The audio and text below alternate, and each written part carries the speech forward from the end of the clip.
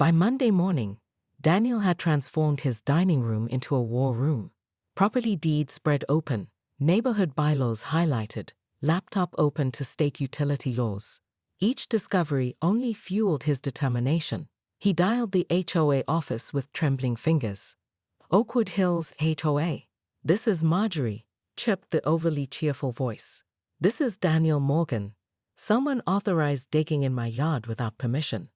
My rare Japanese maple, a memorial tree, is probably dying because of it." A telling silence followed. "Oh, Mr. Morgan, let me, transfer you to Charles." After 10 minutes of hold music, Charles Hamilton's smug voice emerged. "Daniel, hope you're enjoying the community upgrades. Next-gen fiber will put us on the map as a premium tech-friendly neighborhood. You deliberately ran that line through my memorial garden while I was away," Daniel said, his voice dangerously calm. "The tree my wife gave me before she died is now compromised." "Now, Daniel, you're being dramatic."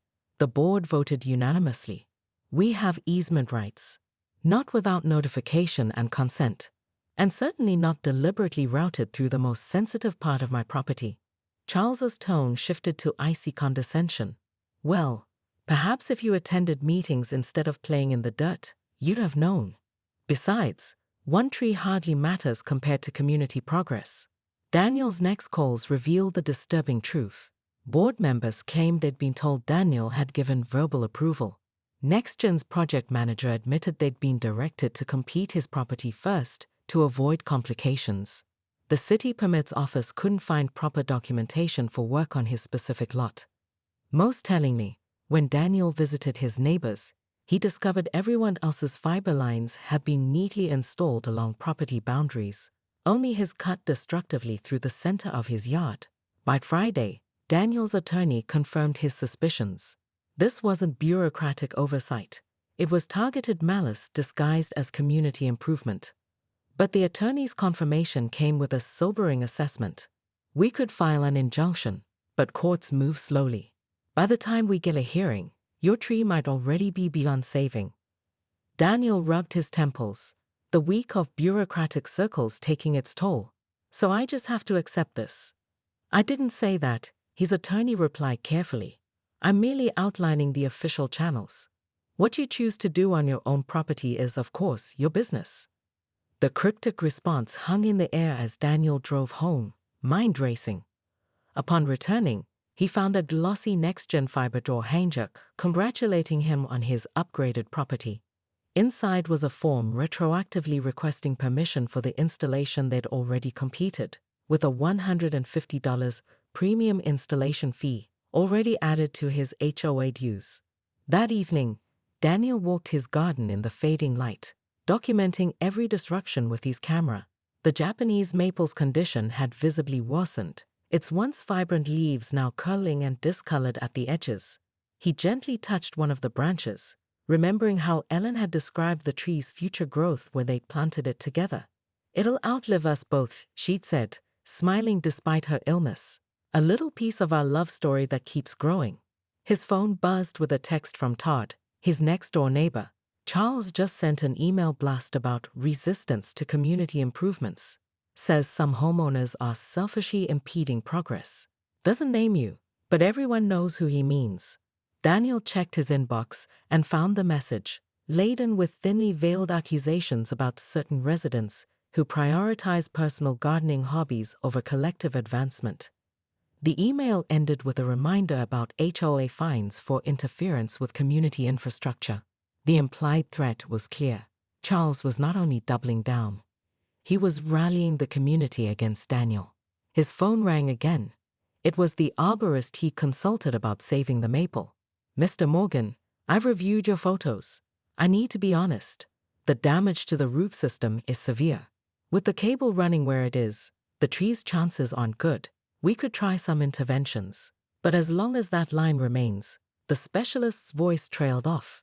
Daniel thanked him and hung up, his decision crystallizing. The official channels would take too long, and Ellen's tree didn't have that kind of time. He walked to his garage and flipped on the light, eyeing his gardening tools hanging neatly on the wall. If Charles Hamilton thought he could bully a grieving widower into submission, he was about to learn a hard lesson about what truly matters to a man who has already lost what he valued most. "Mr. Morgan, we need to clarify that our company was given specific installation instructions by Mr. Hamilton," the director explained carefully. "We were told you had approved the route. I want you to know we've terminated our contract with Oakwood Hills HOA and will be conducting an internal investigation." "What about the other homes that lost internet access?" Daniel asked. "We're already working on a new installation plan that properly respects property boundaries," the director assured him, "and we'd like to make a donation to establish a memorial garden in your community, if that would be acceptable." Charles Hamilton's position became increasingly untenable as the financial implications of his actions emerged. The HOA's insurance company declined to cover legal expenses after reviewing Elaine's recordings, citing intentional malicious action. 3 board members resigned, citing personal reasons, but clearly distancing themselves from the gathering storm. By Friday afternoon, as Daniel sat in his garden carefully tending to his recovering maple, Todd arrived with news that would change the community forever. The HOA's financial records had been audited, revealing years of questionable expenditures and self-dealing by Charles Hamilton. Daniel Morgan wasn't just a homeowner in Oakwood Hills. He was a man whose sanctuary had been violated. For 15 years, he had poured his heart into transforming his quarter-acre lot into a botanical masterpiece that had become his therapy after losing his wife to cancer 3 years ago. The garden's meticulous design, rare plant specimens, and hand-built stone pathways had won the coveted Garden Excellence Award for 4 consecutive years, much to the chagrin of HOA President Charles Hamilton, whose own landscaping efforts never quite measured up. On a crisp Saturday morning, Daniel was kneeling in his meditation corner, carefully transplanting a rare Japanese maple his late wife had gifted him on their last anniversary. As his trowel bit into the soil, it struck something with a sickening crack. His heart dropped. Had he damaged the tree's roots? Digging frantically, his fingers instead found something synthetic and utterly foreign, a thick black cable slicing directly through the root system of his most treasured plant. "What the hell?" he muttered, following the cable's path with growing horror. It cut a diagonal line straight through his garden centerpiece, disrupting years of careful cultivation. He hadn't authorized. The next-gen fiber technicians refused to accept the excavated cable, so Monday morning, Daniel and 6 neighbors caravanned to the HOA office. The security camera in the lobby captured the moment perfectly. Daniel placing the box on Marjorie's desk as 24 residents stood silently behind him, arms crossed. What is this?" Marjorie stammered. "It's 37 feet of illegally installed fiber optic cable," Daniel replied, "and these are your dissatisfied community members." By noon, Daniel's mailbox overflowed with formal notices, a cease and desist letter from NextGen's attorney, a violation notice from the HOA threatening daily fines, and an emergency meeting announcement from Charles. His phone buzzed incessantly, with texts from neighbors reporting that half the subdivision had lost internet access. But something unexpected was happening. The neighborhood Facebook group exploded with activity, not against Daniel, but against the HOA. A tech-savvy resident had uploaded Daniel's documentation, including Charles's incriminating statements. A retired judge living 3 doors down posted a detailed analysis of how the installation violated state utility laws. By evening, reporters from 2 local stations were interviewing neighbors. Todd, emerging as an unlikely neighborhood organizer, had created an online petition demanding Charles's resignation that already had 78 signatures, over half the homeowners. The tide turned completely when Elaine, after several glasses of Chardonnay, confessed to a reporter that Charles had explicitly said during a board meeting, "Morgan's garden winning again would be embarrassing. Might as well run the cable through his precious memorial plants while he's gone. Maybe he'll finally sell and leave." The reporter's eyebrows shot up. He specifically targeted a memorial garden. On the record, Elaine smiled thinly. "I've been recording board meetings for years, darling. Never trusted Charles. Want to hear it?" Tuesday morning's headline read, HOA president allegedly targeted widower's memorial garden in fiber optic dispute. By afternoon, NextGen Fiber issued a public statement distancing themselves from the HOA's actions and apologizing to Daniel. Charles's counter-offensive came swiftly, an emergency HOA meeting where he planned to rally supporters and authorize legal action against Daniel. But when he arrived at the community center, he found 126 homeowners waiting, many wearing gardening hats in solidarity with Daniel. The meeting never officially started. Instead, Charles faced a community intervention as resident after resident stepped forward with stories of selective enforcement, ignored maintenance requests, and financial irregularities. "This isn't just about a cable anymore," Todd announced to thunderous applause. "It's about who we want to be as a community." The fallout extended beyond Oakwood Hills. By Wednesday, the story had been picked up by national news outlets. Daniel's phone rang continuously with interview requests from journalists, calls of support from gardening societies, and even inquiries from neighboring HOAs about how to reform their own governance structures. Local businesses joined the cause. Garden Depot sent a team of professional landscapers to assess Daniel's Japanese maple and implement emergency root-saving measures. A law firm specializing in property rights offered pro bono representation. Gardeners Against Tyranny t-shirts appeared for sale at the corner coffee shop with proceeds going to a legal defense fund. Daniel found himself thrust into an unexpected role as the face of HOA reform. "I just wanted to save my wife's tree," he told a sympathetic reporter while standing beside the now famous Japanese maple. "I never expected to become the center of a movement." The most surprising development came Thursday morning, when Daniel received a call from NextGen Fiber's regional director. The Ellen Morgan Memorial Garden flourished beyond anyone's expectations. What began as a simple tribute expanded into an award-winning community space, featuring meditation areas, educational plaques about native plants, and small plots where neighborhood children learned to grow their own vegetables. "Ellen would have loved this," Mrs. Abernathy remarked on the anniversary of the garden's dedication. "She always said your garden needed more people in it." Daniel smiled, watching children chase butterflies between carefully tended beds. She was right, as usual. The monthly community gardening days had become legendary, culminating in potluck dinners where recipes featuring garden produce were shared and stories were told. Daniel found himself surrounded by a chosen family he never expected to have.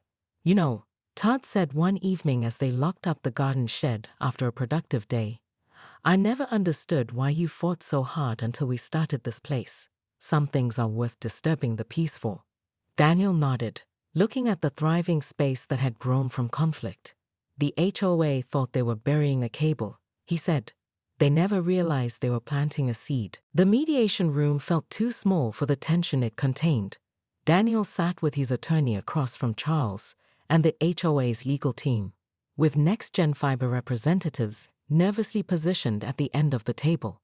Behind closed doors, Charles maintained his arrogant demeanor until Daniel's attorney silently pushed forward 3 items: Elaine's audio recording, soil analysis proving damage to the Japanese maple's root system, and a petition signed by 93% of homeowners demanding leadership changes.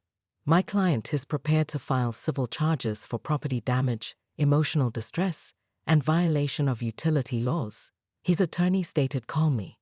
Additionally, the state attorney general has expressed interest in investigating the HOA's financial records following numerous resident complaints.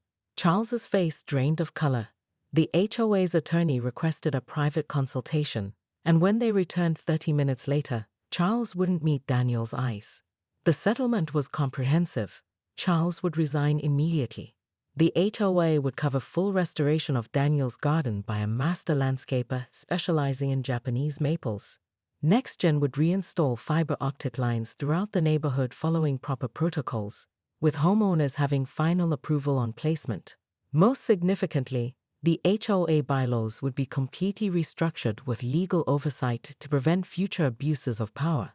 But Daniel had one non-negotiable condition: the creation of a community garden dedicated to his late wife, Ellen Morgan, maintained by HOA funds, on the previously unused common area behind the clubhouse. 6 months later, on what would have been Ellen's birthday, over 100 residents gathered for the dedication of the Ellen Morgan Memorial Garden. The centerpiece, a sapling grown from a cutting of Daniel's damaged Japanese maple. The neighborhood had transformed.